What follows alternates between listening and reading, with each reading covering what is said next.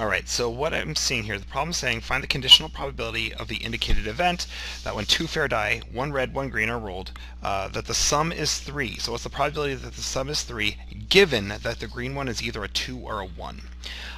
So what I'm seeing here, what you've written is something times something. So that's 2/6 times 2/6. So that's implying something of this nature, like the probability of A and, and B is equal to the probability of A times the probability of B.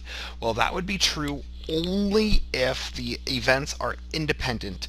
And since these are clearly dependent events, that given that the green die does something that changes the probability of you summing to a 3, yeah, you can't use this. So conditional probabilities, it seems like you're trying not to use them.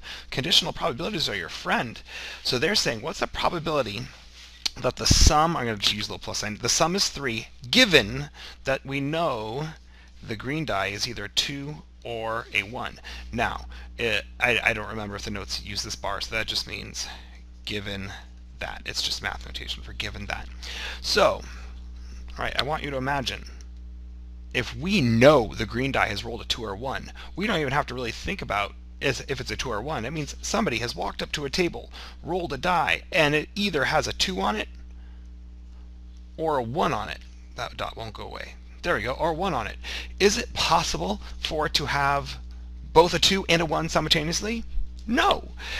And we know what's happened because someone has come up and already done it. It's a conditional probability. We know that it's happened. It's already occurred. It's either a 2 or a 1. It doesn't really matter what it is. It's one of those numbers. So therefore, we now are looking at the red die. We're holding the red die in our hand. This is the question mark. What's the probability that the sum of these two die are going to add to a 3? Well, the probability is quite simple.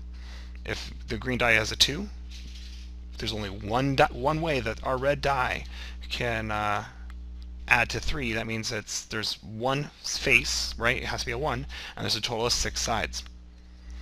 Done. That's the problem right there. The answer is 1/6. So the idea here is in a conditional probability, even if they say it could be a 2 or a 1, it doesn't. You don't have to take into account which one that there's two different possibilities. It doesn't matter, because you literally can imagine you've walked up, the green die sitting on the table, and it either has a 2 or a 1 on it. It doesn't matter to you. It's just sitting there with a number. So therefore, if it's a 2, you know there's a 1/6 chance of you getting a sum of 3. If it was the 1, then it's still a 1/6 chance of you getting a 3.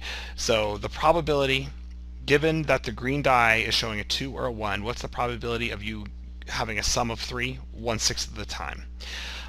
The reason they do the 2 or 1 is because if it was anything else, then the probabilities would be more complex, because now it would be impossible to have a sum of 3 if the green die was showing a 4 or something of that nature.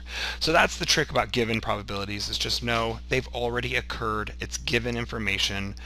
You don't have to worry about multiple outcomes or options. It's one thing is sitting on the table, one thing is walking in front of you, because it's given. It's already happened.